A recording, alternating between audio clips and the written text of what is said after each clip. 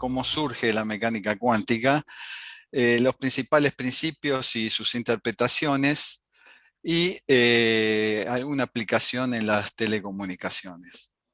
Así que bueno, empecemos por qué es la mecánica cuántica. Se llama mecánica al estudio del movimiento, y cuántica viene del latín quantum, que significa cantidad específica de algo.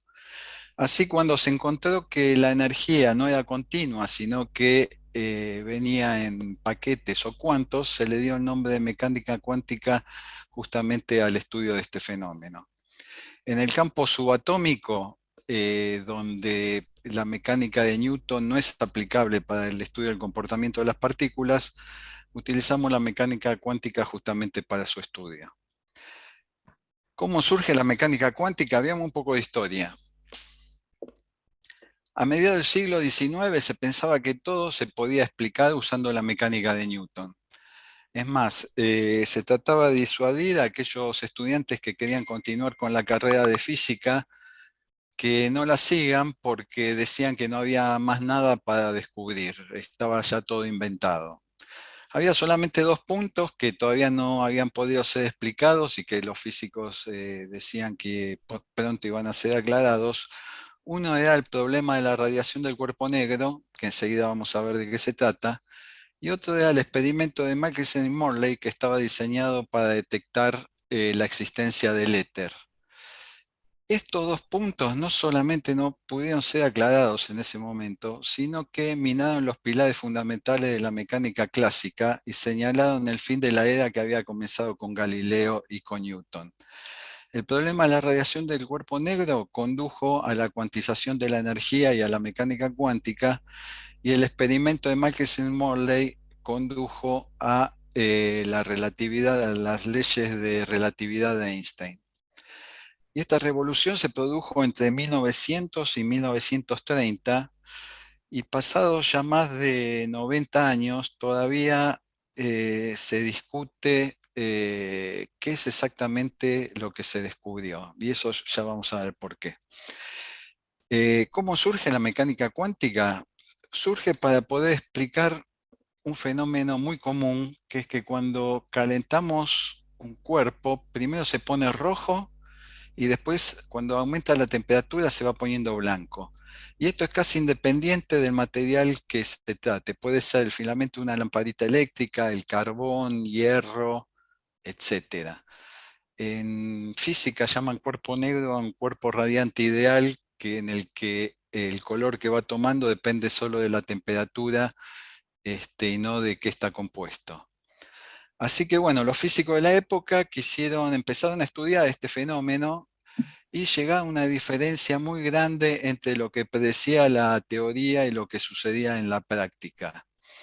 A esto se lo llamó catástrofe ultravioleta, y ultravioleta porque a medida que aumentaba la frecuencia, mayor era la diferencia entre lo que predecía la teoría y lo que sucedía en la práctica.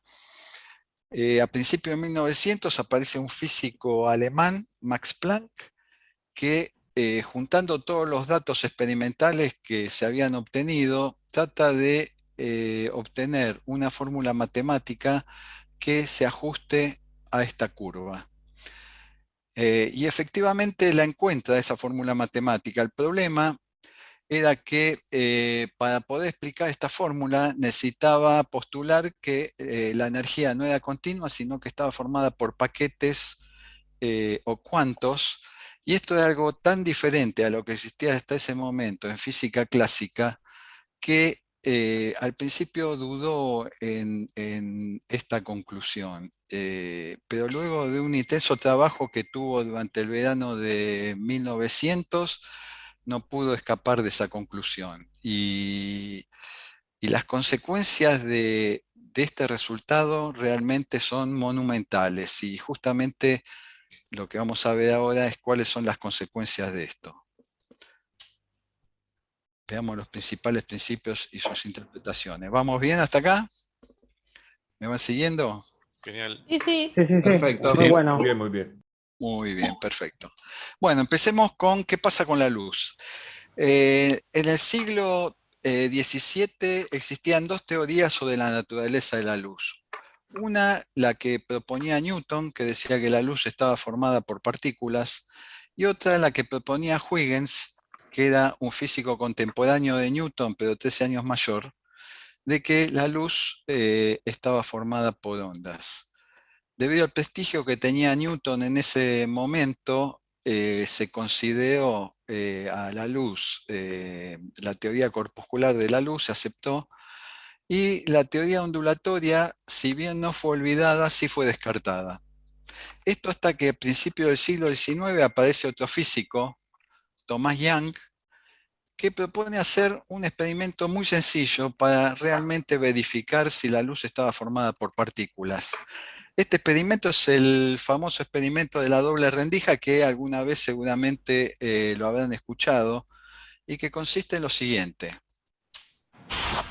Y aquí tenemos al padre de todos los misterios cuánticos, el experimento de la doble ranura, que tiene muy mala fama. Para entender este experimento, primero tenemos que ver cómo actúan las partículas o las bolitas de masa. Si disparamos al azar un objeto pequeño, canicas por ejemplo, hacia la pantalla, vemos reflejado un patrón en la pared de detrás en la que han rebotado tras pasar por la ranura. Y ahora, si añadimos una segunda ranura, lo lógico es esperar ver una segunda franja en la pared de detrás. Ahora, probemos con ondas. Las ondas alcanzan la ranura, se propagan y llegan a la pared de detrás, donde tienen mayor intensidad justo enfrente de la ranura. La franja de resplandor demuestra precisamente esa mayor intensidad. Es un efecto similar al de la franja que dibujan las canicas. Pero cuando añadimos la segunda ranura, ocurre algo distinto. Si la parte superior de una onda choca con la inferior de otra, se eliminan entre ellas. De esta forma, en la pared obtenemos un patrón de interferencias. Donde chocan las dos partes superiores hay más intensidad, las líneas resplandecientes, y donde se eliminan no hay nada. Así pues, cuando lanzamos algo, es decir, materia, a través de dos ranuras, obtenemos esto, dos franjas de golpes. Pero con ondas, el resultado es un patrón de interferencias con muchas franjas. Muy bien, así que se realizó este experimento, se escuchó bien, ¿no? Sí, Perfecto. sí. Ok, muy bien. Bueno, se realizó este experimento con la luz y efectivamente se encontró un patrón de interferencia como el que muestra la pantalla, por lo que a fines del siglo XIX la teoría ondulatoria de la luz había quedado consolidada y nadie tenía ninguna duda de que la luz estaba formada por ondas.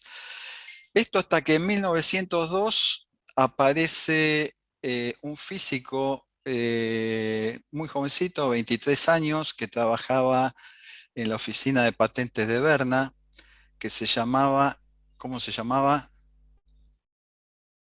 A ver Alberto. si, Planck, Albert Alberto, Einstein. Alberto. exactamente, Albert Einstein. Este, y Einstein en ese momento, muy audaz su propuesta, vuelve a proponer que la luz estaba formada por partículas. Y se arma un despelote tremendo. Imagínense que en 1900, a principios de 1900, la teoría ondulatoria de la luz estaba súper consolidada, incluso con las ecuaciones de Maxwell de las ondas electromagnéticas. Y volver a proponer que la luz estaba formada por partículas realmente era, este pibito, digamos, era muy audaz en proponer nuevamente eso.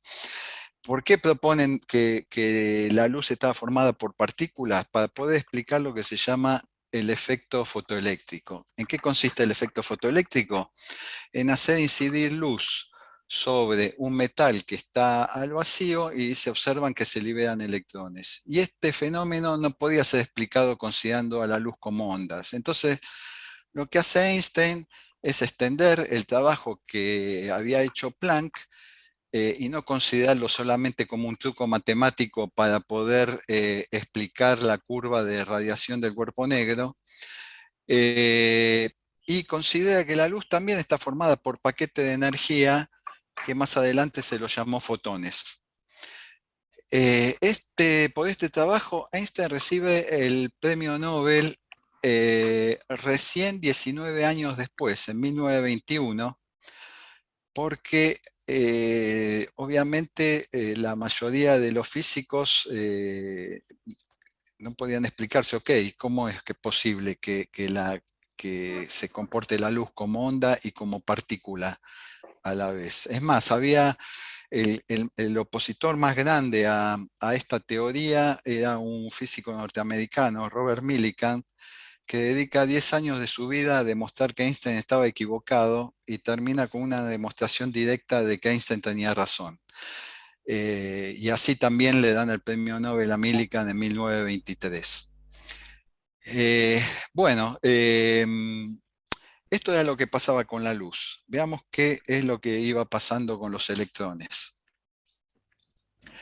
El electrón es descubierto por Joseph John Thomson en 1897 al tratar de develar la naturaleza de la corriente eléctrica que circula en un tubo de vidrio al vacío, lo que se llaman los rayos catódicos. Thomson hizo la audaz propuesta de que esta corriente estaba formada por partículas de carga negativa que no eran otra cosa que un desprendimiento del átomo que en ese momento se lo consideraba indivisible. Y por este trabajo entonces le dan a Thomson el premio Nobel en 1906. Mientras tanto, los físicos seguían debatiendo cómo era posible que la luz se comportaba como onda y como partícula. Y aparece en 1924 un joven francés, esta vez Louis de Broglie. eh, lo que decía Max Planck, una de las cosas que decía Max Planck es que los avances en la física aparecen de un funeral a la vez. Es decir, este, así que bueno, los jóvenes son los que traen todas las nuevas ideas. Apareció este joven francés, físico francés, Louis de Broglie, que en su tesis doctoral propone la loca idea de que no solamente la luz se comporta en forma dual como onda y como partícula, sino que los electrones y cualquier otro objeto material también se comporta en forma dual como onda y como partícula. El tribunal que analizaba esta tesis de Broglie apreció las matemáticas que tenía, le dijeron está todo muy lindo, pero no le habían significado físico a eso. Por lo que ante la duda le envían el trabajo a Einstein, que en ese momento era el físico más importante, y Einstein le da un apoyo, ferviente apoyo a esta teoría de Broglie, por lo que de Broglie no solamente obtiene el doctorado, sino que también obtiene el premio Nobel de Física en 1929 por este trabajo. Cuando le preguntan a de Broglie, ok, pero cómo podemos hacer para verificar esta teoría? Y lo que dice de Broglie es sencillo. Lo que podemos hacer es lo mismo que hizo Ian con la luz, este, usando como rendijas el espacio interatómico de un cristal. Y efectivamente eso es lo que hicieron Davison y Germer en 1927, comprobando que los electrones se difractaban tal como lo había predicho de Broglie. En forma paralela, George Thomson, el hijo de Thomson, de J. J. Thomson, también lo demuestra usando un método diferente, por lo que en 1937 tanto Davison como George Thomson reciben el premio Nobel por este trabajo. Ahora, lo curioso es que en 1906 Papa Thomson recibe el premio Nobel por mostrar que los electrones son partículas y 30 años después el hijo de Thomson recibe el mismo premio por mostrar que los electrones se comportan como ondas. En resumidas cuentas, primero se considera la luz que está formada por partículas, después se encuentra que se comporta como ondas y más adelante se vuelve a demostrar nuevamente que se comporta como partículas y lo mismo con los electrones. Primero que son partículas y después se comprueba que también se comportan como ondas. Lo que no se puede hacer es diseñar un experimento que muestre una partícula comportándose de las dos formas a la vez. Es decir, no puedo hacer un experimento en donde se muestre una partícula comportándose como onda y como partícula a la vez. Y esto se lo llama complementariedad. Eh, Se preguntarán por qué no notamos este efecto en la vida cotidiana. Por ejemplo, cuando pateamos una pelota de fútbol en un arco o la hacemos pasar por una ventana, una puerta, porque la pelota de fútbol no se difracta, ¿no? Este, y esto es porque la longitud de onda de una pelota de fútbol es 10.000 billones de veces más pequeña que el tamaño del núcleo de un átomo. Así que imagínense que es completamente indetectable. Este, bueno, volviendo al tema este de la complementariedad.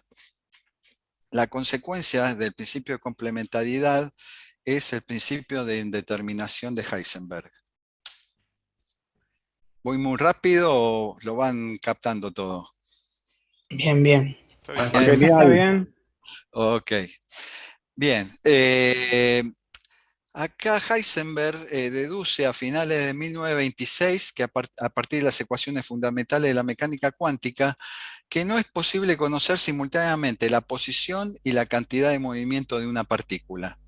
¿De acuerdo? Cuanto más sé de la posición, menos sé de su cantidad de movimiento y viceversa. Cuanto más sé de su cantidad de movimiento, menos sé de su posición. Y esto es una consecuencia directa de la complementariedad. ¿Por qué? Porque la posición es una característica específicamente de las partículas, mientras que la cantidad de movimiento es una característica esencialmente de las ondas. Por lo tanto, cuanto más conozco yo de la naturaleza corpuscular de la partícula, menos voy a conocer de su naturaleza ondulatoria y viceversa. Cuando más conozco de la naturaleza ondulatoria de la partícula, menos voy a conocer de su naturaleza corpuscular. Esta aleatoriedad inherente de la naturaleza le molestaba sumamente a Einstein, quien insistía con su famosa frase: estoy convencido de que Dios no juega a los dados, y propuso varios experimentos pensados tratando de violar este principio. Uno de esos experimentos pensados lo presentó junto con otros dos físicos, Podolsky y Rosen, y se llama la paradoja EPR. EPR es por Einstein, Podolsky y Rosen, el nombre de los tres físicos. Lo que dice Einstein es lo siguiente: supongamos que se parte una partícula en dos y dejamos viajar a las partes en sentidos opuestos, ¿sí? Libremente, hasta que, por ejemplo, se separen millones de kilómetros. Por el principio de acción y reacción, la cantidad de movimiento de esta partícula A va a ser igual y opuesta a la cantidad de movimiento de esta partícula B. Por lo tanto, si mido la cantidad... A ver si pueden poner en mute, porque hay como un eco ahí. Sí, Ahí está, ahí está. ahí está, ahí está. Entonces, lo que decías, entonces, por el principio de acción y reacción, la cantidad de movimiento de esta partícula va a ser igual y opuesta a la de esta. Entonces, si yo mido la cantidad de movimiento de la partícula A, voy a saber cuál es la cantidad de movimiento de la partícula B, ¿de acuerdo? Ahora, por el principio de indeterminación, si yo sé la cantidad de movimiento de la partícula A, voy a perder noción de cuál es la posición de A, de acuerdo al principio de indeterminación de Heisenberg. Pero no supuestamente de la de B, porque B está supuestamente alejado millones de kilómetros. Por lo tanto, lo que hago ahora es medir la posición de B, como ya sabía la cantidad de movimiento, entonces voy a saber posición y cantidad de movimiento simultáneamente, violando así el principio de indeterminación de Heisenberg. Lamentablemente para Einstein, esto no es lo que ocurre en la práctica, porque cuando yo mido la cantidad de movimiento en A, de alguna manera B se entera que le estoy midiendo la cantidad de movimiento y no solamente pierdo noción de la posición de A, sino que también pierdo noción de la posición de B. Lo mismo si mido la posición de A en forma exacta, B se entera que le estoy midiendo a A la posición y no solamente se pierde noción de la cantidad de movimiento de A, sino que también se pierde noción de la cantidad de movimiento de B. ¿Cómo se entera B qué estoy midiendo en A, si posición o cantidad de movimiento? Bueno, eso es una incógnita, pero hay algunas explicaciones que ahora en un ratito les voy a mostrar. Pero este resultado sorprendente se lo llama entrelazamiento cuántico o quantum entanglement en inglés. Algunos le dan un nombre más marketinero y le dicen teletransportación cuántica por lo de Star Trek. Pero acá no se teletransporta ninguna materia, sino que lo que se teletransporta es solamente información, ¿de acuerdo? Eh, Usando este fenómeno, lo que se está haciendo ahora es desarrollar lo que se llama la Internet cuántica, porque imagínense que se pueda transmitir información instantánea a millones de kilómetros, ¿no? Las últimas publicaciones, perdón, me olvidé de comentarles que esto fue demostrado experimentalmente en 1982 en la Universidad de París Sur por Alan Aspect. Fue comprobado esto experimentalmente. Y lo que les decía, que ahora se está trabajando en lo que es la Internet cuántica y las últimas publicaciones, una data de diciembre del 2019, publicada por científicos de la Universidad de Bristol y la Universidad Técnica de Dinamarca, y hay otra de diciembre del año pasado, publicada en una revista de Physical Review, en donde informan que han podido teletransportar información cuántica de alta fidelidad sobre una distancia total de 44 kilómetros. Les dejo el link para aquellos que están interesados en leer el artículo. Pero seguramente en los próximos años vamos a tener muchas más novedades sobre este tema de la Internet cuántica, basado en este fenómeno que les acabo de contar, de la paradoja de PR. Ahora, ¿qué es lo que muestra este experimento? Este experimento nos muestra que las partículas que una vez estuvieron ligadas por una interacción continúan en cierto sentido siendo parte de un único sistema y que responderán conjuntamente a interacciones posteriores. La consecuencia alucinante de esto, si se fijan, es que si todo lo que interaccionó en el Big Bang mantiene la conexión entre sí, entonces cada partícula de cada estrella, galaxia y ser viviente es consciente de la existencia de todas las demás partículas. ¿Qué les parece? Una explicación que dio David Bohm a esto, a este fenómeno. David Bohm fue uno de los físicos teóricos más importantes del siglo pasado. Él, para explicar este tema, utilizó la siguiente analogía. Él dice lo siguiente: supongamos tenemos un acuario con un pececito, ¿sí? Y todo lo que sé del acuario y el pececito es a través de estas dos pantallas. Una pantalla conectada a una cámara que enfoca el pez de frente y otra pantalla conectada a una cámara que lo enfoca al pez de costado.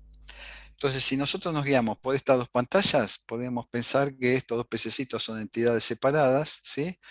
Pero lo que vemos es cuando uno gira, el otro también gira. Cuando uno mira de frente, el otro mira de costado. Y así sucesivamente. Podríamos pensar que se están comunicando en forma instantánea, como lo hacían las dos partículas de la paradoja de PR. Sin embargo, a un nivel más profundo de la realidad, al nivel de la pecera, ¿sí? Estos dos pececitos no son dos, sino que son uno y es el mismo. Es decir, para decirlo de otra forma, lo que sugiere Bohm es que hay indicios de que nuestro universo y todo lo que contiene, desde los electrones en órbita, planetas, las estrellas y hasta nosotros mismos, somos proyecciones de un nivel de realidad tan alejado del nuestro que literalmente está más allá del espacio y del tiempo. ¿Qué les parece? ¿Asimilaron esto? Bueno, Bastante heavy. Qué fuerte. bastante heavy. Pero bueno, So, todavía hay más sorpresas, así que sigamos.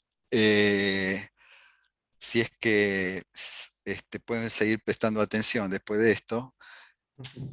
Eh, Volvamos al experimento de la doble rendija, pero esta vez con electrones, para mostrarles lo que es el principio de superposición. Entonces acá vamos a ver lo que es, cómo actúan los electrones en el experimento de la doble rendija. Un electrón es un pedacito minúsculo de materia, como una canica diminuta. Lancemos una ráfaga a través de una ranura. Se comportan como las canicas, solo una franja. Si lanzamos estos pedacitos minúsculos a través de dos ranuras, tendrían que dibujarse, como en el caso de las canicas, dos franjas. ¿Qué? Un patrón de interferencias. Hemos lanzado electrones, pedacitos de materia. Pero aparece un patrón como con las ondas, no como con las canicas. ¿Cómo?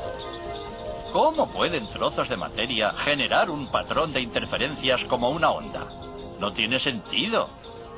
Pero los físicos son muy inteligentes y pensaron, quizá las bolitas rebotan unas contra otras y crean ese dibujo.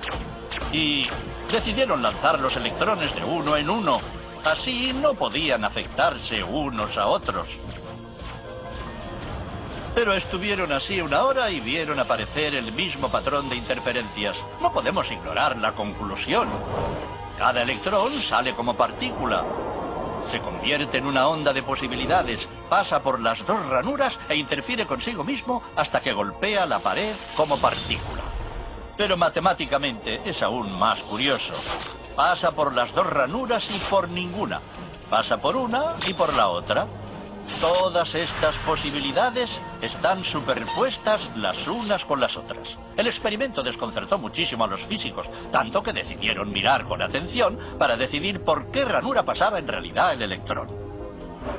Pusieron un dispositivo de medición junto a la pantalla de las dos ranuras para ver por cuál pasaba y lanzaron el electrón. Pero el mundo cuántico es mucho más misterioso de lo que podían haberse imaginado. Cuando miraron, el electrón volvió a comportarse como una canica pequeña. Dibujó un patrón de dos franjas, no un patrón de interferencias. La misma acción de medir u observar por qué ranura pasaba conllevó que solo pasara por una, no por las dos. El electrón decidió actuar de manera distinta, como si fuera consciente de que lo observaban. Y en ese momento los físicos se adentraron para siempre en el extraño submundo de los acontecimientos cuánticos. ¿Qué es la materia? ¿Canicas? ¿Ondas? ¿Y ondas de qué?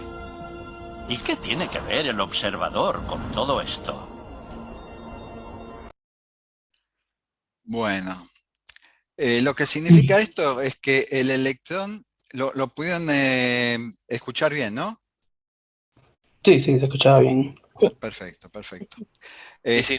Lo que significa esto es que el electrón está en un estado de superposición estando al mismo tiempo en todos los lugares hasta que es observado y colapsa en una partícula real.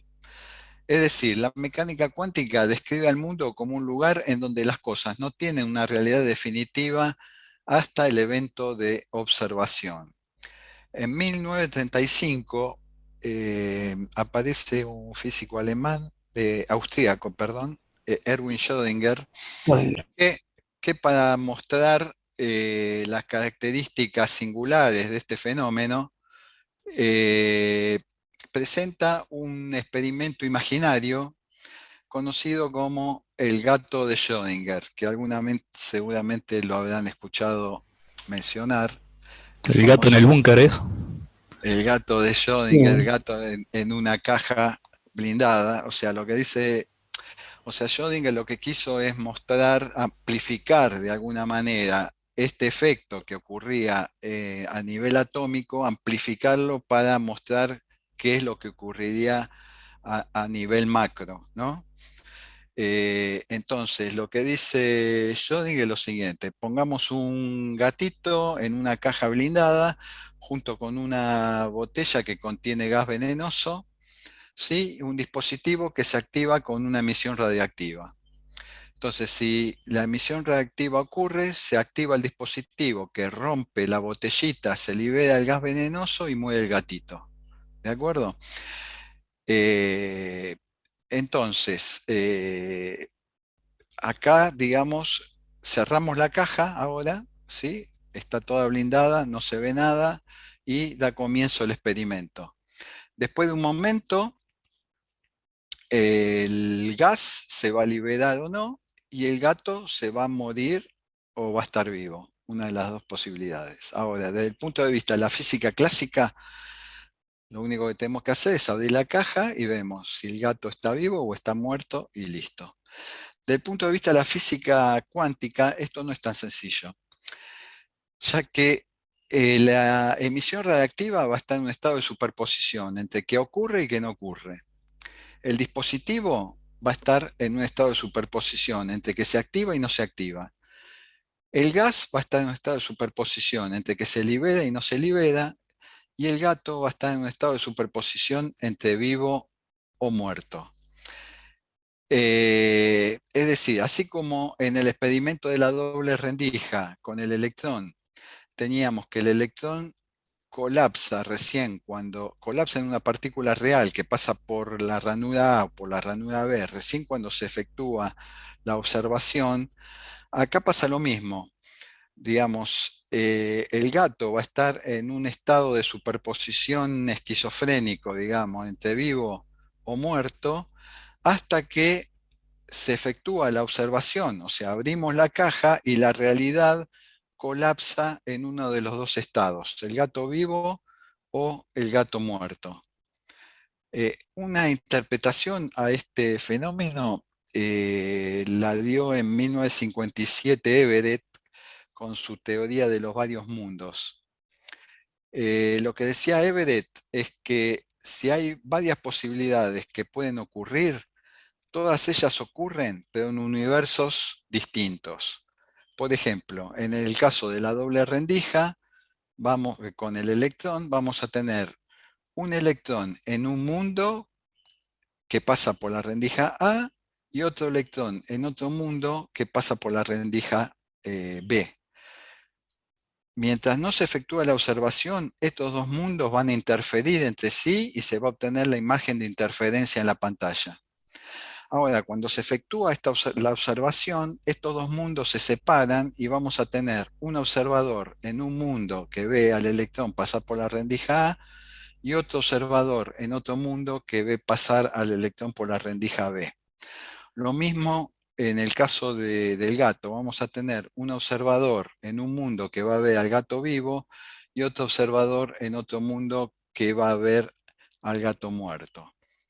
Esta teoría tuvo bastante aceptación del lado de los científicos y ni que hablar de los que hacen series de ciencia ficción y películas de ciencia ficción. No sé si alguna vez habrán visto Fringe, Flash Forward o la película esta de One con Sheldon. En la película esta de The One con Jet Li, lo que hacía Jet Li es saltar de un mundo a otro tratando de matarse a sí mismo para tener más poder y más energía. Este, bueno, si bien interesante esta teoría, presenta varios problemas. Uno es que es incomprobable, digamos, dado que al separarse los mundos, no tienen conexión entre sí, no hay forma de comprobar, digamos, el mundo se está replicando constantemente en todo momento. Y la otra, que a mí me parece más importante también, es que ¿qué es lo que decide que yo me vea a mí mismo en un mundo y no en el otro? ¿De acuerdo? Así que bueno, pero igual es interesante esta teoría y lo que este fenómeno de superposición se está utilizando ahora para desarrollar lo que se llaman las computadoras cuánticas. En las computadoras clásicas se utiliza el bit, que puede tomar el valor 0 o 1.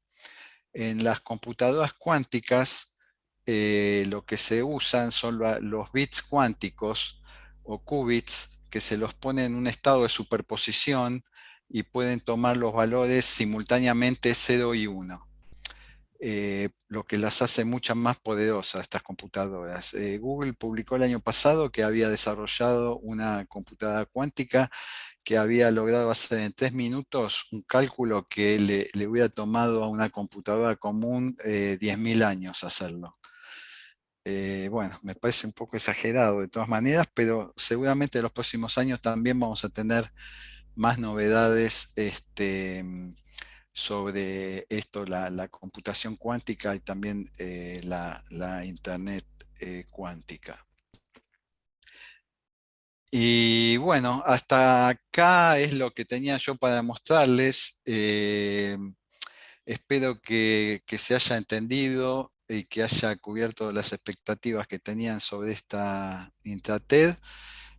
Aquel que quiera profundizar un poco más en lo que es la mecánica cuántica, les recomiendo un libro que publiqué yo en el 2017, que lo presenté en la Feria del Libro ese año. Pero no está más en las librerías, así que el que está interesado, me quedan algunos ejemplares en casa. También tengo un sitio, misdivagues.com, que lo pueden visitar. Hace bastante que no lo actualizo porque no tengo tiempo, pero por ahí pueden encontrar algún artículo de interés ahí. Así que bueno, hasta acá llegamos. No sé, espero que les haya gustado. Si tienen algunas consultas, estoy a disposición para responderlas. Tenemos todavía 15 minutos, así que podemos usar ese tiempo para responder.